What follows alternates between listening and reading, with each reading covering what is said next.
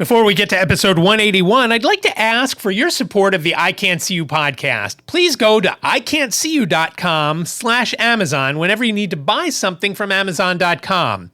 That'll take you to the Amazon.com homepage. Shop as you normally do, check out as you normally do. It doesn't cost you anything more, but I do earn a small commission, somewhere between 3 and 10%. Sometimes it's less, but it's never any more. Again, that's iCantCU.com/Amazon. Thank you so much for your support. I really do appreciate it. From Studio B in Swarthmore, this is the iCantCU podcast with David. It's like blind people for dummies. Hello there, and welcome to episode 181 of the iCantCU podcast. My name is David, at David Benj on all the socials. I really do appreciate you joining me for today's episode, and as usual, I have a few things to talk about. First thing being, I think I found out what the buzz was from in all those other episodes. It seems like when the fridge would go on, and I'm not sure if it's the fridge in our basement or the fridge in our kitchen, that would cause a little bit of a hum. Not quite sure why. And it's only with the one microphone, and I'm actually not on that microphone right now because just as I started to record, I noticed the hum. So I stopped and I started again with the new mic called the Shure SM58. And I'll have a link in the show notes if you want to check out what that is. But I do have a couple of things, regular things to talk about. First, I'll give an update on a couple of weeks ago, I had talked about getting an email from someone who talked about an SEO checklist and it being a PDF and not being accessible because it was a PDF image, not a PDF character-based document. And so I had emailed the person and she got back to me and she actually gave it back to me in text, which was awesome. And I knew it wasn't too difficult for her to do, but I was kind of surprised that she actually got back to me because she does have a lot of followers and whatnot. So I was glad to get that back. So I did get to check it out. I know Frank had asked for me to send it to him, but by the time I realized I hadn't sent it to him yet, she had gotten back to me. So Frank, thank you for that. But I did get the actual document in a text form.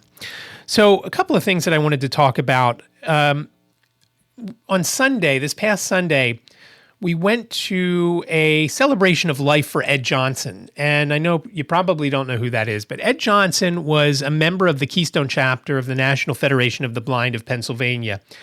He was by far our oldest member, and I guess I shouldn't say by far, but by maybe close to a decade, our oldest member.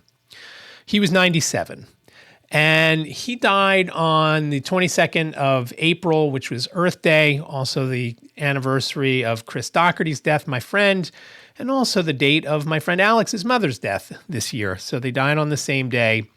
And the celebration of life, we wanted to show our support because Ed was very vocal in our chapter. He was very supportive, buying T-shirts and donating money and things like that. So we wanted to pay our respects for him and to show the family that it goes both ways for our chapter, for the Keystone chapter. So Liz drove, which was fortunate because it would have been a pretty expensive Uber ride.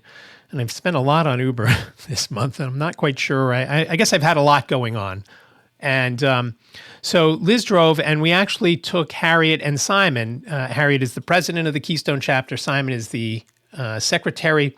And we went up there. And the other nice thing about going, besides paying our respects to Ed's family and learning. We learned a lot about Ed, and I'll talk about that in a second. But it was nice to be in the car and getting to speak to Simon and Harriet without a whole bunch of other things going on and being distracted by things. So that was nice to get that time in. It was probably about a half an hour, 40-minute ride from our house in Swarthmore to the place where the celebration of life was held. And it is just incredible, some of the things that Ed did. Now, Ed hasn't been blind his whole life. He's only gone blind over the last, I don't know how many years, probably 4 or 5 years, 6 years, maybe a little bit longer. But to hear his family speak about him, and his brother was there, and his brother is about 6 years younger, so he's 91-ish. His sister was there, a little bit younger yet. And it was just interesting to hear about his story. His mother died when he was 12, so he was basically in charge of the house after school because he was the oldest of the 4 kids. They had another sibling that had died long ago, maybe even as a kid. And Ed was the one that helped around the house and did all that while the dad was busy working. But Ed was very interested in learning anything he could. He would take the Zoom classes when people would talk about how to use your iPhone and all sorts of other things and how to basically live a full life without vision. And he was like that his whole life, though, not about the vision loss bit, but about learning as much as he could. He graduated from NYU. He built a lot of things. He built a sailboat that he had purchased from a kit. And I have to tell you, if I bought a kit and put something together, I would certainly not trust it to go in the water if it was a sailboat. I would worry about that. And it kind of made me think of my dad, because as a kid, my dad had gone with some friends in a rowboat on the Delaware River. My dad grew up in Chester, Pennsylvania, not too far from where I'm recording this in Swarthmore. And they took this boat out onto the Delaware, and one of the oar locks broke. And I don't know if they lost an oar. I don't remember that part of the story. But obviously, if you only have one oar, you're just going to go in a circle. So they had to wait and let the current take them. And the current took them into New Jersey, took them across the river where they could get out and get on dry land. But it was hours and hours. And he said that they were dragging the river for their bodies and all sorts of things like that. So I've always thought that was an interesting story. And again, when they were talking about Ed in the sailboat, that just kind of reminded me of it. Again, Ed wasn't that much younger than my dad would have been. And it's same era. You know, my dad was born in 1918. Ed was born in 1925. And just a lot of similarities as far as that goes. Everything else, not so much. My dad didn't go to high school. And like I said, Ed graduated from NYU and then got a master's. I don't remember where the master's was from, and did all sorts of great things. He was a teacher. He loved teaching. He was just all around. He was just a very interesting guy. I got to talk to him a little bit last summer when we had a banquet picnic during the NFB convention, which was a virtual convention, but a couple dozen of us or so got together for the event at one of the other members' houses, and it was a nice time and a nice event, and it was a lot of fun. So I guess he was at a couple of chapter meetings before COVID came, but that was the last time that we got to see him in person, was last summer. He didn't come to any of the meetings, I don't think, at the Penn Museum. I'm not 100% sure on that. But it was just a nice event, and then of course there was lunch after, and it was nice to spend time, and we got to talk to his wife Elizabeth, and just a great family. Had a lot of folks there, a lot of family there. It was so nice to hear all the different stories that the folks had, and again, most of the folks were family members, but there were friends, and interesting to hear the stories that they had about Ed over the years, and they had a nice video at the end, which I'm hoping that they're going to put up somewhere, obviously YouTube, at some point, because it was really well done, and it was done with the forethought of having something that would last beyond Ed's days. And I don't know how old the video was. We tried to get my dad to do something, and he wasn't really interested, and I never pushed it. And by the time I think I could have convinced him to do it, he had started to forget some of his stories and things like that. And I'll get to my dad in a second, because like I said, there's something coming up on Memorial Day for him. But it was just nice to get together with Ed's family and friends and be part of that celebration of life. Again, because he was very supportive of the Keystone chapter, and we thank him for that. And again, he had a great full life. It was very nice to hear about all the different things. So as I mentioned, Monday is Memorial Day here in the U.S., and I'm recording this on Thursday, the 26th of May, and the day it drops.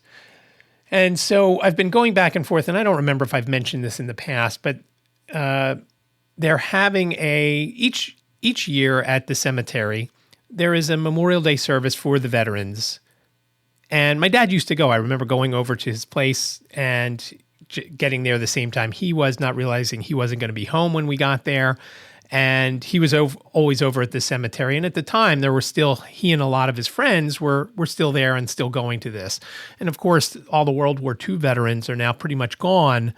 And I was talking to the rabbi about everything. And actually, the war veterans for this area, for the Chester Post, for the Jewish war veterans, there's really nobody. And that whole post has been absorbed into one from Springfield. So the combination there is just because of dwindling numbers, and there's just not a lot of war veterans, I guess, from more recent wars from this area, as far as that goes. So a few months ago, the rabbi had talked to Liz. Liz teaches his son.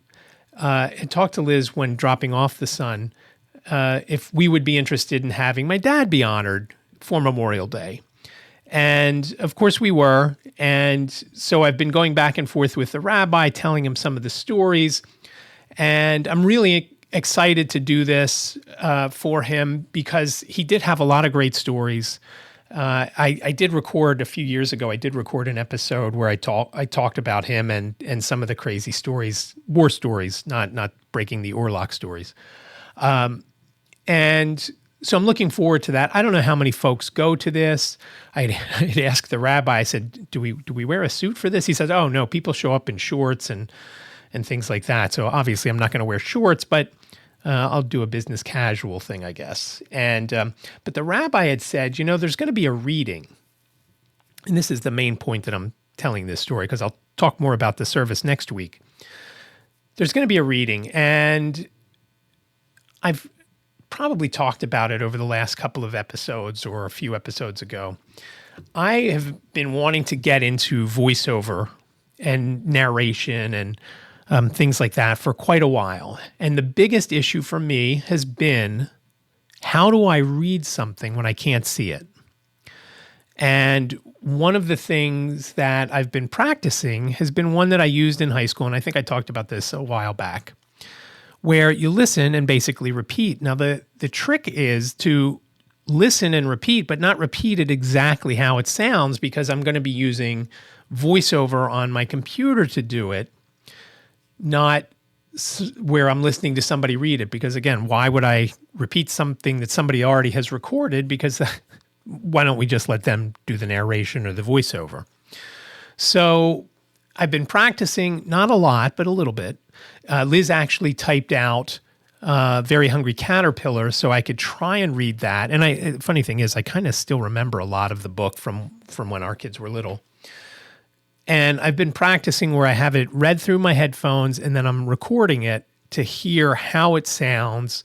And the one issue that I've been having is, even though the book is short, it just keeps going and I need to pause. There's just not, I don't know if I have to adjust the speed that it's read to me or what the story is. And I thought, when the rabbi said there's going to be a reading, would somebody in your family like to do it? I immediately thought, oh, this would be a great opportunity for me to do it. But I don't have the balls to do it because I just don't feel comfortable enough doing it and not really messing it up. Another issue is, of course, I'd have to use my phone, not my computer. And starting and stopping my phone sometimes is a crapshoot. There are times when I want it to stop talking and it just goes on and on and on. And there's other times that I want it to start talking and it doesn't work. So I didn't do it. I don't have any other kind of device to play something on where I could do it that way. So I thought, you know what, let someone else do it. And Jane is going to read it. So that would make my dad happy that Jane is going to do it. But like I said, that would be the perfect thing for me to do to really make it happen and I'd have to practice quite often. And I do have a lot of other things going on. So I've got a couple of websites that I'm doing, and I've got podcast episodes to edit, and I'll talk more about that in a couple of minutes. And I just wasn't comfortable and confident enough. And that's one of the episodes of White Canes Connect that we have coming out. I think it's going to be next week, is one where we talk to some people about it's called Eyes Like Mine. And their main goal is to build women's confidence in being blind or visually impaired, because that's always the biggest obstacle, is to have confidence.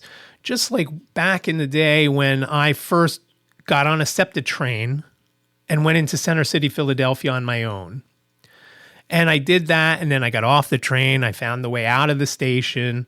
I found my way to wherever I was going in Center City.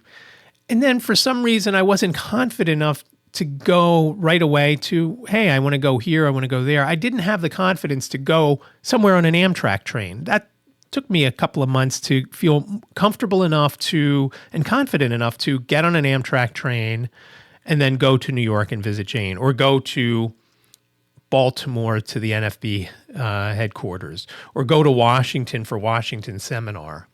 And then it took me a little while longer to feel confident to go on a plane on my own. And I don't know why, because a train and a plane and the regional rail, it's all the same, other than the regional rail, you're not bringing luggage usually. And of course, the big thing with the plane is if you check your bag, you got to find it on the other end. And I was really concerned about that when I finally did fly on my own back before everything shut down in 2018, 2019, I guess was I don't remember if 2019 was the first time I flew. I think the PodFest in 2019 or 2020 was the first time I flew on my own. And of course, when I was standing there at the baggage carousel somebody came over to me and said, hey, do you need help? And these poor people had to wait because my luggage was one of the last ones to come off. So it's all about confidence and getting that under your belt. We talked to someone a couple of episodes ago on White Canes Connect that has been blind or visually impaired, I guess started losing her sight around 10 years ago and has been blind for the last 8. And it has just taken a while for her to get comfortable with an iPhone, and she doesn't have a computer yet. And so she's still learning that. And I know of someone else who was concerned that it's only been a couple of years that she's lost her sight, and she's doing all this stuff, and she still is not 100% confident with what she's doing. And to me, that's, after only a couple of years, that's something. A lot of times when you have vision and you lose it, there's a period where you're depressed, you don't want to do anything. And I've heard that from a few people. So to build confidence is just huge. And I'm just disappointed that I didn't have the balls to do this reading. Maybe if I didn't have as much stuff going on, maybe I would do it, but I just didn't feel that it was ready to be tackled at this point. But I'll continue to practice, and we'll see how it goes. And hopefully I can get something, again, whether it's doing audiobook narration or doing some voiceover or doing audio description for TV or movies, things like that. That's my goal, is to get into that somehow, some way. And obviously I want to get into that in a way where it sounds good, and finding the issue with the one microphone and the hum is something. And like I said, next week I'll talk about how the service went, and we may even bring the shadow box, which has my dad's record from the POW camp and has the letter that was sent by the War Department to the family that he was missing in action after his plane got shot down.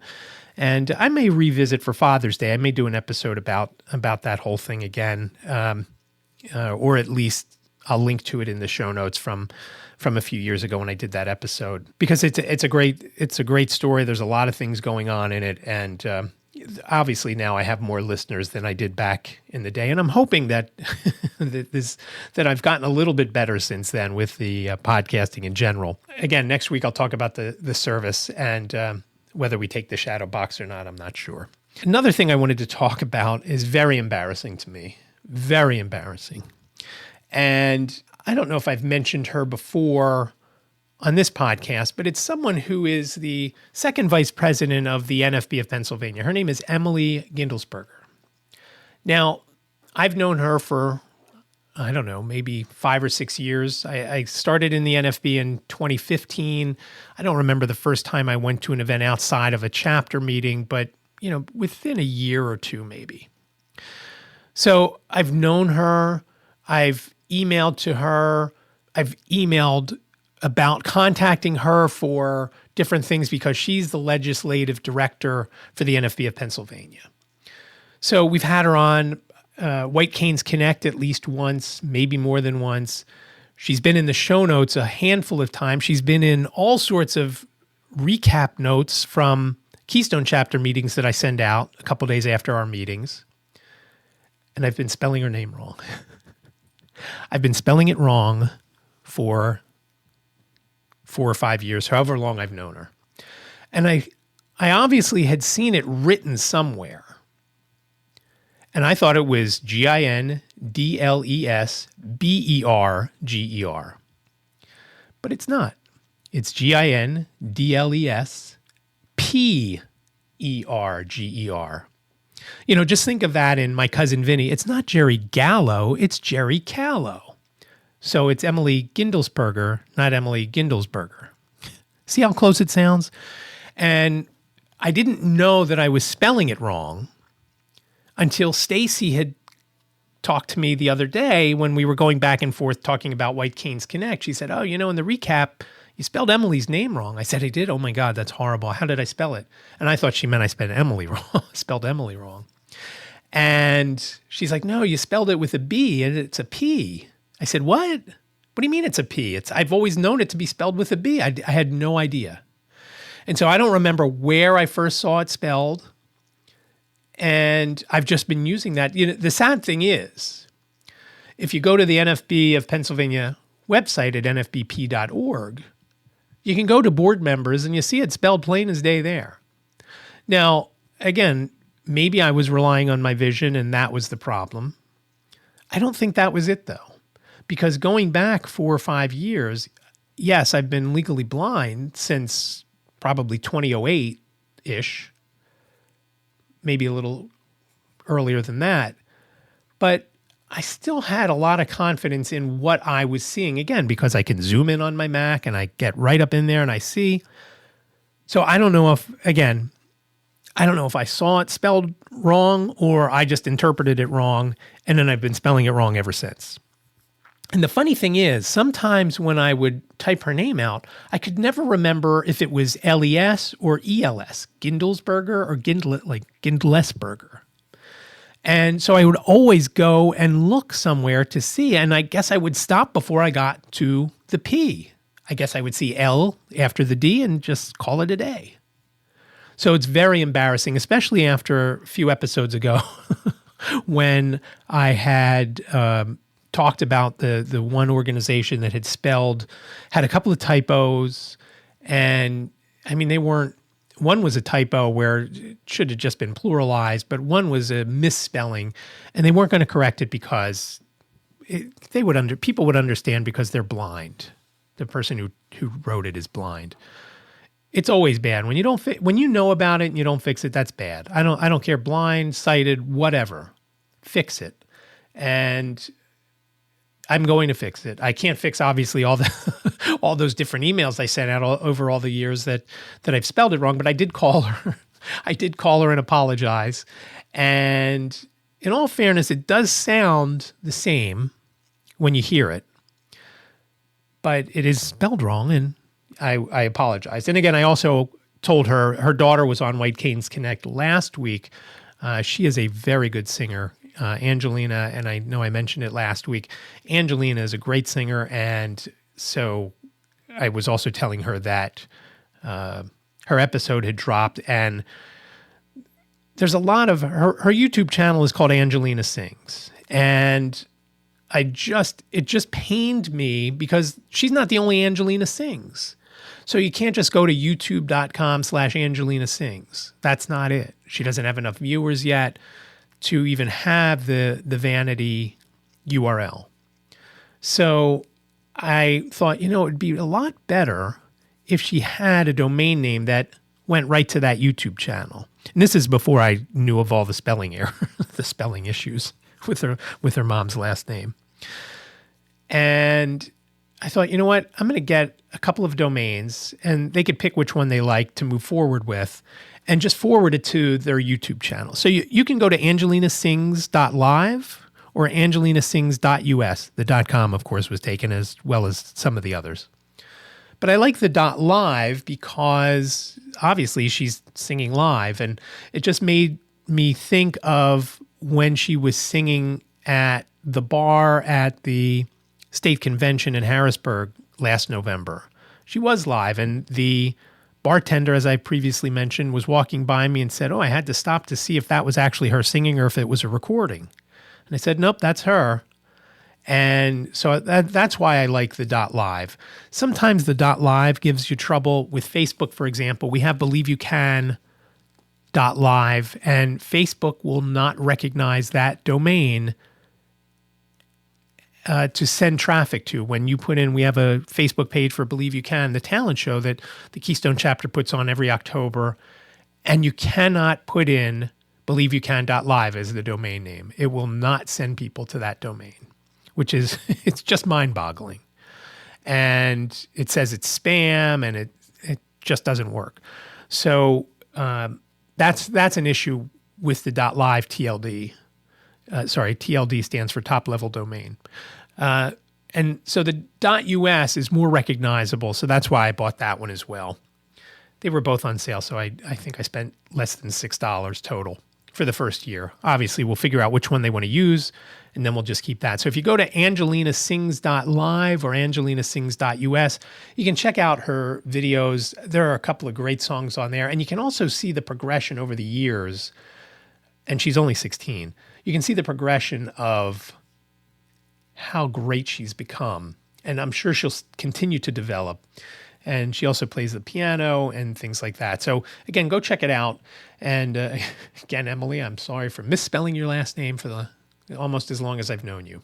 This episode of White Canes Connect that's coming out this week, we talked to someone named Latoya Smith, and she has a company. She founded a company called 3S Tech and Talent, and they do all sorts of accessible things like accessible books, meaning a book that is, I guess I don't know if you would consider it a comic book, but it's accessible. You listen to it, and they've also developed a game outside of that with one of the characters from the book that's also accessible. So I'll put a link to 3S Tech and Talent in the show notes. But Latoya, she was in the Coast Guard during 9/11, up in New York, and just is a very, very smart business owner. That'll be episode 35, and that'll drop this week, probably in a day or two from the time this episode drops. And I'm hoping to have this episode out today, the 26th, depending on how much editing there is. But it's a lot of different things. And then next week, as I mentioned, we're going to have the people from Eyes Like Mine, which, again, do a pageant. I don't want to call it a beauty pageant, but it's for a pageant for blind and visually impaired women. There's 2 crowns that can be won. One is called Miss Independent, and that person is the one that has shown a drive to help the blindness community in one way or another, and not necessarily just the blindness community, disabled community in general. And the person who is the current holder of that title we actually spoke to on the episode, her name is Tia. She's from Kingston, Jamaica, and it was nice to get a little feel for Jamaica. I don't think we've had either on this podcast or White Canes Connect. We haven't talked to anybody from Jamaica who's actually in Jamaica at the time. But I was also kind of interested to learn that Jamaica doesn't do daylight savings time. So at the moment we were speaking, it was around 6 o'clock Eastern time, and in Jamaica, it was only 5 o'clock. Around the holidays, we're all synced to the same time, which I found interesting. And while we're talking about, this has nothing to do with blindness. While we're talking about time, I don't understand, this is a little bit of a rant, I don't understand how people don't understand that when daylight savings time starts in March, it's not EST anymore, it's EDT. Eastern Daylight Time. When daylight time ends in November or October, I guess it's November now, Then it goes from EDT, Eastern Daylight Time, to EST, Eastern Standard Time. I don't get why it's so difficult to figure. And it just annoys me that I got an email about some webinar or some live stream that was happening on a specific day at 12 p.m. EST. And I said to Liz, does that mean it's going to be at 12 o'clock or 11 o'clock? Because EST, again, in the fall, we're going to fall back. So I guess if it was EST, I guess it would have been 11 o'clock if they said 12 o'clock EST. I don't get why it's so difficult. And if you don't know, don't put the S or the D in. Just put ET for Eastern Time or that alien from the movie. And it's funny, on a side note of that, with voiceover, when somebody has the time in Pacific time, and there's a few different folks that I follow that do live streams and webinars and things like that, and they may start at 11 a.m. PT. My phone, voiceover, will read it as point. And MT will sometimes be said as mountain. Not mountain time, just mountain. Because MT is, if you're talking about Mount Hood, it would be MT.Hood. I'm not 100% sure because I haven't had anybody send me something that was in Central Time, and I don't know if they would consider it Connecticut or if it would just say Central. I don't know. I haven't had that yet. But again, if you're talking about from March to November, it's EDT, Eastern Daylight Time. November to March, it's Eastern Standard Time, EST. I don't understand why it's so difficult, but the episode again for next week will be a nice one too. Again, these girls that we talked to from both Eyes Like Mine and, like I mentioned, Tia from Jamaica, just have a lot of energy. They're very confident, and that's what they're trying to get the folks who participate in their events. They're trying to build that confidence so folks either go out and start a business or they can have the confidence to go out and get a job, and they don't feel like they're dependent on someone else to help them do something. That'll do it for episode 181 of the iCantCU podcast. I really do appreciate you listening. Please reach out via email. It's iCantCUpodcast@gmail.com, iCantCUpodcast@gmail.com. You can also give a call if you've got questions, show ideas, tips, whatever you've got. Please reach out, 646-926-6350. You have up to 3 minutes to leave your information and your question or your tip, whatever you've got. Please give a call, 646-926-6350. Please leave your name and town if you do leave a message. I'd love to know where you're calling from and who you are. I would appreciate that. Show notes, as usual, iCantCU.com/181. Remember, iCantCU sounds like a whole sentence. It's only 7 characters long. iCantCU.com/181. Thank you so much for listening to this episode of the iCantCU podcast. I really do appreciate it. Stay safe, be well, and I will talk to you next week. Thank you for listening to the I Can't See You podcast with David. Please rate, review, and subscribe to the podcast wherever you listen. And don't forget to share the podcast with your friends.